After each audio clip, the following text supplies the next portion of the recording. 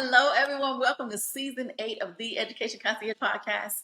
You know who I am. My name is Benita G. I'm the Education Concierge, but I'm also the host here of TEC Family. Welcome back, season 8. I'm excited. Every season it gets better. We are now international or global or whatever you want to say. That is what we are. I have a special guest today. Y'all, look. You know how they always tell you, like, make sure your circle has, like, the people that are up here, and then you're here, and then you're able to reach back and bring some more people. So my circle has expanded because now I'm, like, in the middle, and I'm getting all of the people up here on my podcast who are mentoring and leading and guiding and gurus and advocates and advisors in the education field. All over the place, they have great stories. They are doctors and professors of education, but more importantly, they have the experience. I'm going to bring in somebody like that. I'm going to bring in my next guest. She's going to introduce herself to the TEC family. Y'all know how we do. Once they're in, they're family forever. We will extend the family invitation like we always do. So let's bring her in. I want y'all to clap it up for Dr. Dolores. Woo! Here she is. Look at this. She is. Hello, Dr. Dolores. Hello. Hi, Benita. Excited to be here. I'm telling you, I have been looking forward to this moment. I can tell you, sleepless nights, just couldn't wait to get on this call with you. I love it. So, Dr. Dolores here at TEC. We introduce you like this. I am from Lawrenceville, Virginia. Okay. Good old country town in Virginia. Everybody knows in the South, when we invite you over for dinner, you go wash your hands in the bathroom, not in my kitchen sink. Exactly. And you wipe your hands, you wash it with soap till it lathers. You count 30 seconds or to 60, and then you wipe your hands, and then you don't touch the door, and you come out. Make sure your shoes are left at the door because we don't wear shoes at the house. And we fix you a plate because you're our guest for the first time. We fix you a plate. You have to let us know whether you don't want your food touching because I do have section plates. Because our mom have that. We do. That's how our mom was. So we always had those plates. And we bring you a big glass of cold sweet tea because unsweet tea is a blasphemy. Why would we do that? But we'll bring you a cup of water if it's too sweet, but we're not going to bring you unsweet tea. Yes. You are now part of the TEC family. The next time you are on, all of the other times you're on, you're just going to come on in and fix your own plate. You know where everything is after today. We are excited to have you here. So please, you know, we're on here. We talk about collaboration, community. We talk about disrupting and dismantling the education system from the inside out and the outside in. Please tell us how you got started in education and how are you dismantling and or reimagining it. Okay, well, first, hello, everyone. I'm so excited to be here. I can't tell you. And it's nice to be international. I am from Lafayette, Louisiana, which is the deep South. And in that deep South, you know, we have great food here. I will tell you that is just, you know, from okra to cornbread dressing to rice dressing. All of those things are staples, you know, especially in the African-American community. But I will tell you that as an educator for over, 25, I could say 30, but I'm going to just date. In the classroom, I saw so many students being marginalized, you know, so many students just missing it. We have 30 kids in the classroom, 25 in the classroom, maybe even 20, but still missing it. And the teachers not necessarily having the time or being well trained enough, because we had this going down the list. Well, we did this training, check mark. And it's much more than that because we're impacting lives. I mean, these are lives. And I stopped and thought one day, I said, you know, if something happens and I go to the hospital and one of my students that I taught has to save my life, I certainly want this person to say, hey, she was good to me. Mm-hmm. So we have to be mindful of what we say, how we say it, how we dress, how we communicate, and that's important. So when I left the system, it was always on my heart to begin a small school, a small learning environment. So, and I became National Board Certified, all of those things because I wanted to improve my craft. Yes. I wanted to be the best for my students. Well, and that's another story there. We could talk about that another day. It took me 3 times to do that because I was so invested. Yes. But I will tell you, having this small learning environment, I have been able to use a different method of teaching, which is what we should be doing, personalized, looking at how students learn, sitting down and working with the strategy together with them so they own their own strategy and they move forward. I had a child just last year, she was scoring at a fourth grade 6-month level, going into seventh grade. That's Mm-hmm. it. So in individualizing and breaking things down, simplifying it for her, walking it through, I was able to start throwing from the foundation, throwing things like algebra 1, a little bit of calculus she touched. She scored at the end of this last year, 10th grade, 7th month. So it can be done. And our students possess within themselves the heart, the soul, the passion to succeed and excel. Yes. You have to be the believer. Oh, I love it. So all of the things, because you and I have had conversations about education, about going into personalized education, smaller settings, really being able to give the students that student-based education, Mm-hmm. us guiding them through. Like that's all you did. You were just guiding that young lady through, looking at what she already knew and building on top of it. It wasn't a pre-prescribed plan. It was what does she need? Mm-hmm. How can I use my skill set, my expertise, and to guide her to where she needs to be? Mm-hmm. And so that takes us into where we go next. Like, what do you see as the future of education? Because we both have been in education, up and Mm-hmm. down. Like I tell people, I said I have been through. We weren't worried about testing. Mm-hmm. We were worried about testing. To No Child Left Behind. To All the Kids Was Left. to Common Core. To We Don't Want to Play No More. Like all of the things. Absolutely. Where do you see now? Where is education going, and how do you feel you're driving it? If it's not going the right way, are you steering it back, or how are you driving it into the future? Okay, I love that question because it does take for us to be doers. It takes for us to be people in the profession that says, okay, this is not right, and stand up and be your unapologetically educator that says our students deserve more. Our students deserve the best, regardless of ethnicity, background, and how difficult they are struggling in school. And when I think about even like in COVID, you heard people say, oh, I can't wait till we get back to where we were originally. There is no going back. It has already changed. And the blessing in COVID is that we had an opportunity to see, even though we may have known and were denying it, we couldn't deny it anymore that we were, in fact, more than leaving our kids behind, we were bringing them to the back and sitting them there is what we were doing. And so with that being said, so many of our students struggled, so many of our teachers, we looked at, had to shift quickly. But as I push it forward and show that this can be possible, doing one-on-one, meeting students where they need, I believe I am pushing the letter to make it happen, There it is. I love that. So we see that it's happening. You went ahead and you started doing it. And then tell us, what is the name of your company, your business that you have come from? Because you're many of us transition teachers. We never left education, but No. we did transition out of the traditional format because we believe that we just. And I'm like you during COVID. I was like, oh, there is another way. Oh, this is the way. Okay, now I see it. And even my students were telling me, like, look, we kind of like this, not having to be in the classroom. I can still do my work and chill at the house. We kind of like this more collegey atmosphere because I kind of changed. I got in trouble, but I kind of changed what I did. I cannot sit on Zoom for 60 minutes. I'm going crazy. That's not realistic. That is not realistic. No one can hold their attention that long.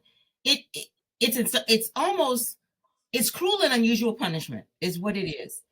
So I changed it up. I was in Florida. I'm not scared to say where I was. I was in Florida.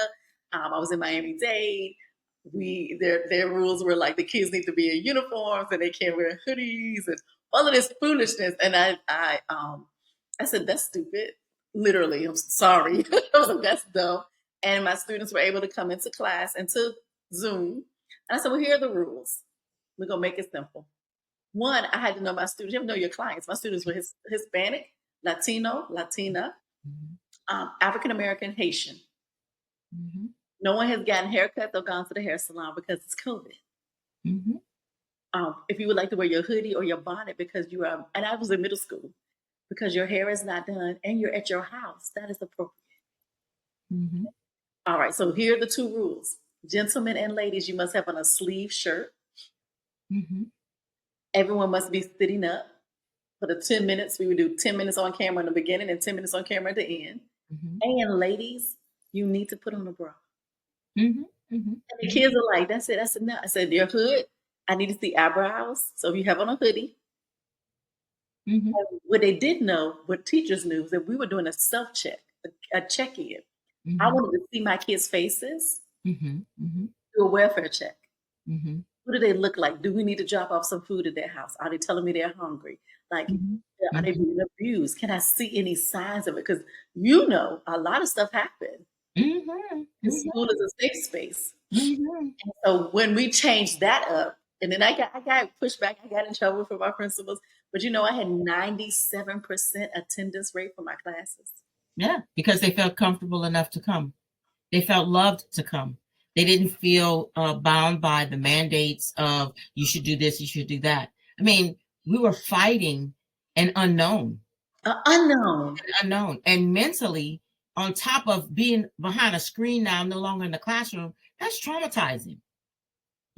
And we can say children are resilient all day long, but the thing is, to ask them to suppress their feelings is unfair. It's unfair. So, during COVID, like when I opened my school, COVID happened like a month after, and there went that. So what I did was I shifted, which is what many educators did. We shifted and we went about it a different way. And our children were the greatest teachers of how we should do it. Thank you. The greatest facilitators, tell me what direction. And when you're having overload or experiencing too much, then I need to back off a little bit, give you a break because you need that, because the intensity of virtual is what it is, right?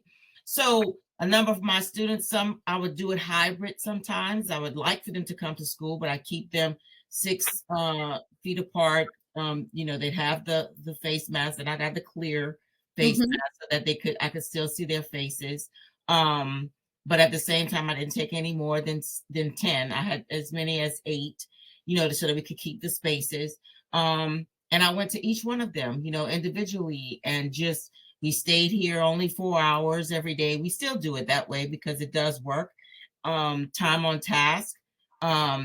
They received breaks. They had, those times to relax. I mean, they could take their shoes off because I needed this place to feel like home, but yet you're learning. I needed to restore your joy in learning. Yes. And I can tell you, it was the best thing I could have done for them because the environment, now that they're back in regular environment, yeah, they're having some emotional, but they're enjoying it and they know what they can do. Building that confidence. You can do this. And I'm someone who believes you can. And there's no permission to just not do it. No permission to fail. So I tell you what, we're just going to sit here and we're going to figure it out together. Yes. And figure out. You have the time. I think that's the biggest thing. If you speak to anyone that's been in the classroom, we just were like, we don't have time. We're so inundated with these deadlines and this calendar and this protocol over here. Where real teachers, we're like, just leave us alone. Leave me alone. But that's a key word that you're saying. Real teachers who it's in your spirit to do it. And so when we use the term real teachers, it doesn't mean that we're degrading or dismissing those who are in the classroom, but you're coming to the classroom. You are not just the teacher, you are the mom, the dad, you are the counselor, you are the social worker, you are the person that they see more than they see their family, which is another reason why I cut the day in half, because I needed them to have some family time as well. And as a result of all this need that we were seeing as a result of COVID, which we knew was there, but Yes. now it really became more pronounced. Yes. I started a foundation, Wisdom Inspired Scholar Education Foundation. Short, it's called WISE. WISE. Yeah, I love the little acronyms, So, but my overall company is DZ Educational Services Enterprises, but under it is the W.I.S.E Scholar Academy, and then the foundation is completely separate. And so my website, I have it where you can connect each part and different things of that nature. But at the same time, I saw the need, and I said, we need a foundation to be able to support our community. Yes. Education as well, but support our community. So every year, and we are diligently planning this now, it's our signature. We have Believe in the Magic of the Season, of which I'm obviously very excited about, where we invite kids whose parents are incarcerated, parents, they lost their parents through death, kids who have experienced trauma, which is probably every child, single parent kids. We invite adopted, foster care, handicapped, all of it, like the whole gamut, homelessness, living with an elderly parent, all those things that we take for granted that they're happening, but we just say, oh, they're just living with it. Right. So we create a memory. That's what Believe in the Magic of the Season is. I could give you stuff all day long, but it's a memory. You come and you spend time, you play, you meet Santa. We have the elderly that come on the other side, they fellowship, because that's a lonely time around Christmas. Play bingo, win prizes. And then we have access. We provide access to resources in the community for the parents to walk around and say, oh, I didn't know about housing, affordable housing. I didn't know about WIC. I didn't know about how I could learn more about boys and girls, or love our schools, or something. I didn't know about those things. Flu shot, I didn't know about those things. So we put it there for you during that evening. Oh my gosh. And illiteracy is an issue. Yes. Our kids are struggling to read, so we provide every child with a book. Barnes and Noble is so great with that. With a book, a comfort toy, and a journal in a W.I.S.E bag. So every child gets one. So, and it's completely free. We get the community to help with food, and they send the food. And we don't charge because we are trying to change the trajectory of the negative circumstances being said that they're supposed to be our circumstances, our future. No. Those negative circumstances you're in now are not your future. So we're changing that mindset. And that's the goal of the project. So I love that. And I didn't know it was that detailed. I knew about it. But I was like, okay, and it is exactly what you said. It's for the community. It is everyone from the elderly to the youth, parents, the entire village. We sometimes forget, well, we don't, but I think at times people forget that parents need the resources, but they don't always have the time to research the resources, because it's the difference between striving and thriving. And once they are given the opportunity to see the resources and make it accessible to them, they will use the resources. But first they just have to be able to get to them and know where they are. Just this week, I learned about a resource that my parents can use for my students for mental health. Oh, there you go. Oh, we also bring that as well too. Autism, confidence for girls, mental health that comes in as well, home health, all of those things. So that when I saw that, and I was speaking to someone about a situation, and she said, I think I know. She said, I think there's something in Tennessee. She sent it to me, and I was like, what?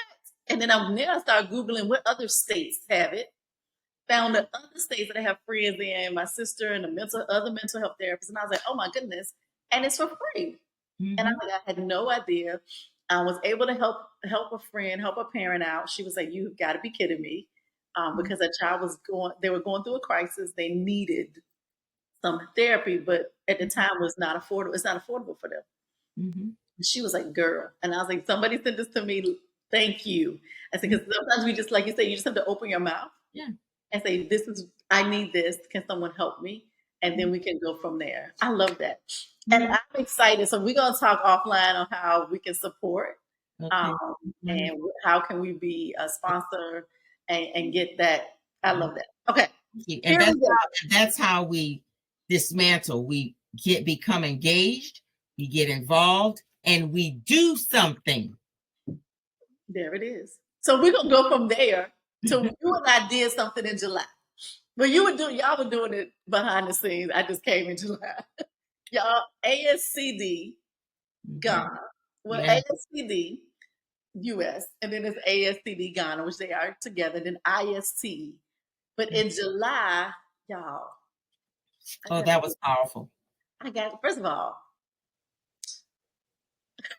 I submitted the thing. I submitted my proposal like midnight one night. Like, you know how you're up and you have a long list of things you need to do. Mhm. Um, and I told somebody, I said, look, I have the experience. I do know what I'm talking about. I don't have the letters behind my name. And sometimes in education, they kind of side eye you. I said, ASCD Ghana sent me this email back. And I remember, I don't know where I was. I stood up and I immediately called my sister. I was like, she's like, I don't even know what she's talking about. She's like, what are you talking about? I was like, we're going to Ghana. And asked my sister, like, we're going. She was like, we're going to Ghana. Just get your stuff. We're Get your ticket ready. Just book it. ready. Mhm. And what? First of all, for my soul and spirit, what? I'm still. My sister and I like we don't know how to. I was like we can't put it into words. So just our soul and spirit, Mhm. that part, and then coming to ASCD Ghana Educational Summit, reimagining education, where they told us it is not a moment, but it is a movement, Mhm. Mhm. and just the presence, Mhm. the embodiment of understanding that no one is coming to save us, but we don't need anybody to come save us because we have it right here. Right. Right. Right. So I would like for you to share quickly your experience, what you did, any sessions, any follow up that's happening about your experience with ASCD Ghana's conference this July 2024. Because we're going to do it again next year. Yes, we are. So, and I don't know if you know this, but I once served during COVID as the president of the International ASCD Good night, organization. Madam So President. at that time, Dr. Charles was coming on board, and I said, you know, I have just a desire and a dream that I believe that if we are international, we should look like it and Yes. act like it. Mm. So every time we're always having our conferences, our national conferences on American soil. Why cannot we have that and go meet our our counterparts in the international arena, learn together instead of they're always having to come to us. So didn't realize that the planning was started, but it was always a vision, you know, a dream that I had. And so when they contacted me and shared with me that this was going on and asked me to be a part of the planning team, I said absolutely. I mean, how long do you need? I mean, it didn't take me long to say yes. I just went back yes. And together, the powerhouses that came together, the phenomenal experiences of just being able to speak with people that you see and you hear about, maybe never met, but you've read their work and they're like, oh my gosh, you know, and you're sitting in this arena with them, having a session, having a conversation, just one on one. seeing them as people, real people, and pulling those gems, those pearls of wisdom. And when I did my session, critical role of teachers as leaders, not realizing, well, okay, maybe they'll like this, maybe they won't, but they were hungry for it. Yeah. And that really impressed me, that everyone in the session, no matter where they were from, were hungry for that critical role of a teacher as a leader. And so today we are beginning the planning for next year. We have gotten together persons on the that have presented. We've sent out a call. So we do a call quarterly. The next one's November 1st. So Okay. we all get on a Zoom call and just kind of speak about just a different topic. And anyone's welcome to join, especially from that, because we're trying to keep the dialogue going. How are we applying those concepts and that we learned, and those strategies we learned while we were there, Yes. here in the U.S. or in our particular spaces.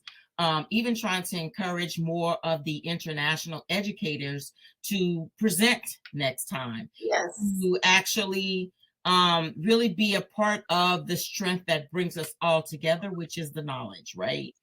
So all of us coming together, it's I can tell you, it is the most powerful, or one of the most powerful experiences I've ever had an opportunity to be a part of. And I'd said, nah, I'm not going every year because it costs too much money. Well, I'm saving my nickels now. Yes. Yes.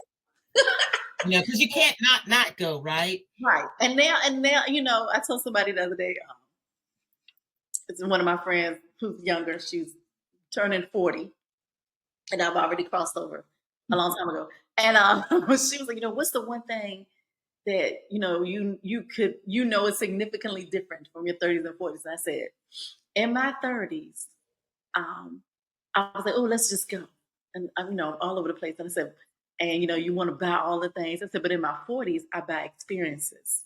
Mm-hmm. Mm-hmm. In my 50s, I'm buying experiences. So I am going to save my coins and go to Ghana. Yeah. We have planned a trip for Sierra Leone. I'm on a board there. We opened a school in the midst of COVID in Sierra Leone. Yeah. Our first class graduates. That's in 2026. I'm saving coins for that. Yes. We're going to do experiences, even with my nieces and nephews. I'm like, yeah, so we're not going to give, I'm not buying Coach purses. Mm-hmm. But if you would like to go on this cruise, I'll pay for that. Mm-hmm. What experience do you want to go study abroad? Right. Let's see what we need to do. Like, right. This is where we are now. So she was like, you know what? I can feel that. I said, yeah, so nothing wrong with buying great Louis and Coach and all of the things, but by investing their stock so that you can just go ahead and use those coins and go have an experience, or go book and then go to the Louis Vuitton factory. Absolutely. Like what I said with, believe in the magic of the season, and even with the school too. We're building memories, changing the environment so you can see that there's something positive that comes out of all of this, maybe trauma that you might experience. Yes. So I had an opportunity to visit a school while I was there as well, and work with the kids, and it was just wonderful. I told them next year we have got to include that as an opportunity, service work. So mind you, I landed after the flight was all over the place. I landed at midnight, got up at 6 o'clock in the morning to fly to Kumasi to visit to work with a school. So I had service work all that day. I mean, but it was like I was on adrenaline, right? Yes. It was a title. I was just so excited, to do that. So it was meaningful beyond that. There are no words to describe what it was like. Okay, so I don't feel bad because like people keep asking us, and I say I can't. All I can say is go.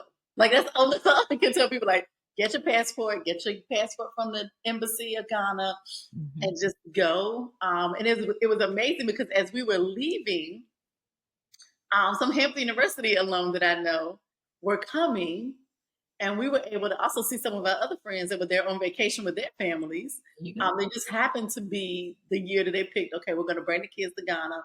we're gonna, they were staying at a different hotel, but they came over, and it was so interesting because I was like, all of these Americans are here Mm-hmm. to experience Mm-hmm. this part of the homeland, of the motherland. Mm-hmm. And even if your ancestral traces don't go through Ghana, you were on the land of Africa. Yes. And you felt it. And so one of our preachers described it, said, when you get off the plane and you see people who look like you because they should be your cousins, and it's a different feeling because you're looking at them like, I know them, but I don't know you, but I know you. And I was like, and it was just amazing because the only country I've been to in Africa was Morocco because I lived in Spain. Mm-hmm. We would take the ferry over. And so it is a difference of each country, of course, has its own thing. But I think this is truly, I told somebody, I said, just the coconut water. Yeah. Coconut water was amazing. I was like, oh my God, this is so good. Right. And then we did stay in the Marriott, which is a Western hotel, American hotel. But the service, the customer service, top, like, I have never had any customer service like this ever. From the bartender to the young men and women who were in the restaurant, understanding and remembering what we liked every morning for breakfast. Yes. Yes. No, I've never had that happen. So we're going to see. Okay, we're going to keep it moving because I'm looking at the clock. I'm going to be respectful of time. So we play this game here. It is called This or That.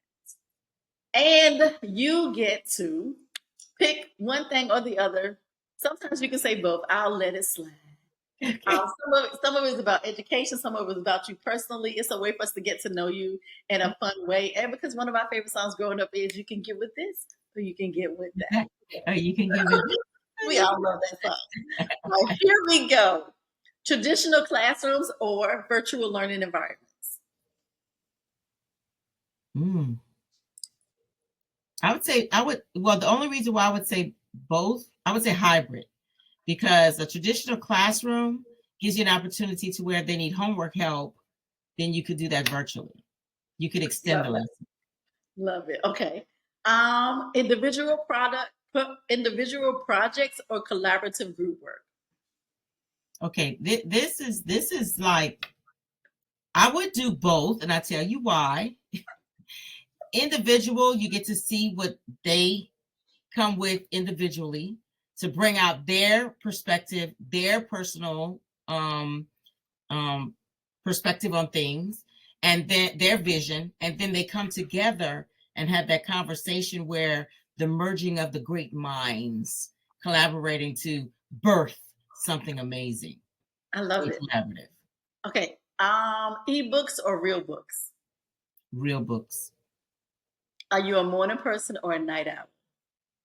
I'm both. That's sad, right? Yeah. That's so sad. It might do, and I think it. So I tell people it depends on if I'm working on a project or like the season. Well, I can't be both because I was like, I have like get in work mode and then I'm done. Like I'm up. But if I get in work mode, I'm there till probably the next morning at 7, 8 o'clock in the morning. So that's like, I can be both. I haven't slept. It's just not happening. Sleep is not important at this point. So when they do laugh at me though, because they were like, "You will go take a nap." I said, "I will. I will go take a 30-minute nap because my brain is like in a fog." And I'll be like, "Okay, I need to stop for a moment, regroup." I love that. Okay, flexible scheduling or a fixed timetable? Okay, flexible scheduling is what I like. The fixed timetable is what I need. There it is. There always. I love that. Okay, last two. Creative arts integration or STEM focus? I like creative. Because in creative you can integrate, and being STEM focused, not so much that piece, but I think through the creativity you can be STEM focused in all the other spaces. As a matter of fact, it's one of the scholarships on my foundation, but I call it STEAM because I added arts. Yes. Because so often we forget that arts is it's important for kids as well. You know, that's how we commune with the world. That's how we connect. That's how we understand who we are. It's a part of our thinking and feeling being. There it is. So if you are out and about, do you listen to audiobooks or do you listen to podcasts? Audiobooks. Audiobooks. All right, that was it for this or that. Thank you for playing. We are going to wrap this up. So we normally end with a couple of things. We normally give space and opportunity for you to shout out your HBCU if you attended. Dillard. And if you are a member of the Divine Nine, we also give opportunity.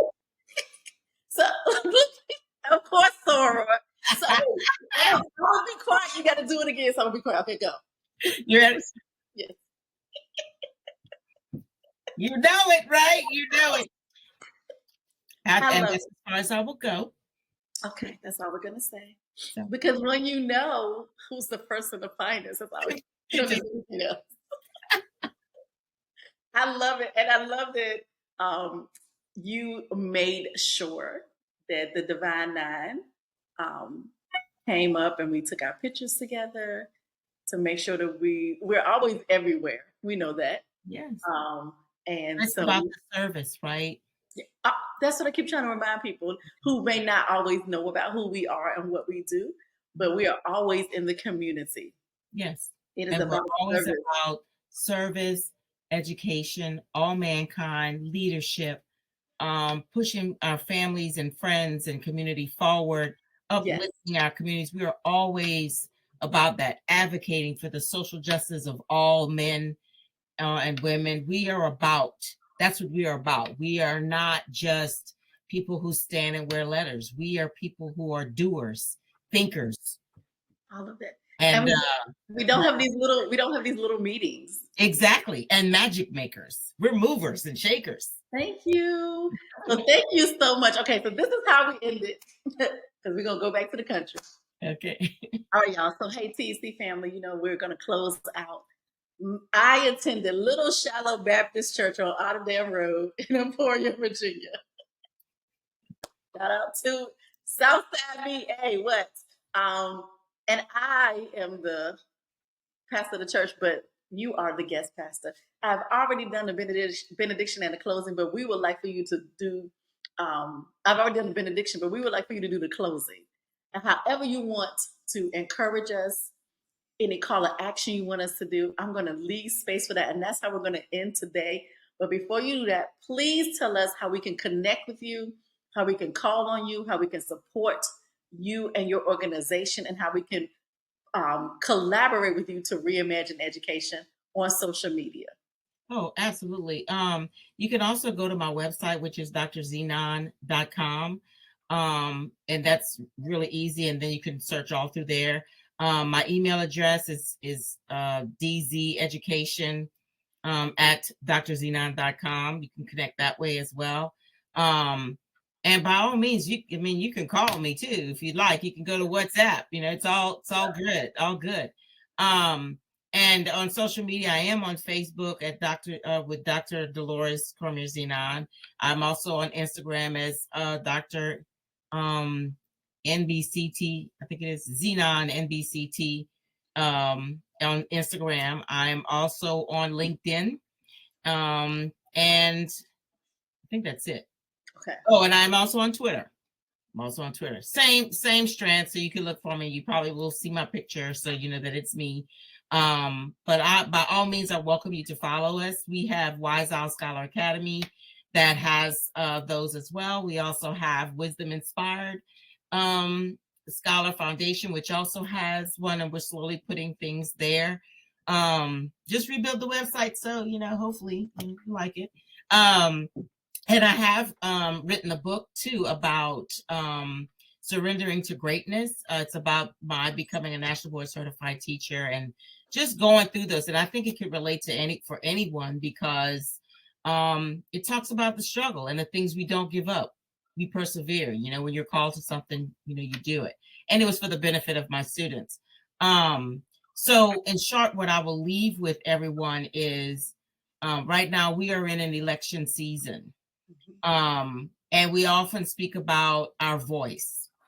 we as educators have a voice. We see things, we experience things, we know things.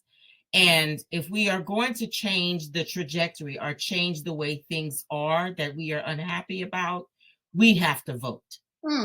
And we have to encourage others to do the same. Whether it's 1 vote or 2 votes or 10 votes, your vote matters, your vote counts, and it is serious. So if you want to change the world, the only way we can do it is by voting, sharing your voice. If you don't vote, you can't, you really have no voice in the scenario. So I encourage everyone to exercise their voice, and help us to continue to dismantle and do the right things for our children, to empower them to believe who they are, love who they are, and embrace who they are. Be blessed, bold, and unapologetically you. I love it. Ladies and gentlemen, boys and girls of all ages, Dr. Zenon. Did I say it right this time? Yes, ma'am. Yes, thank you so much for coming, for sharing. You for having me. I love it, for uplifting us. All right, y'all. Till next time. See y'all later. Hold on 1 second. Okay. Let me end the record and make sure it is good to go so we don't have to do this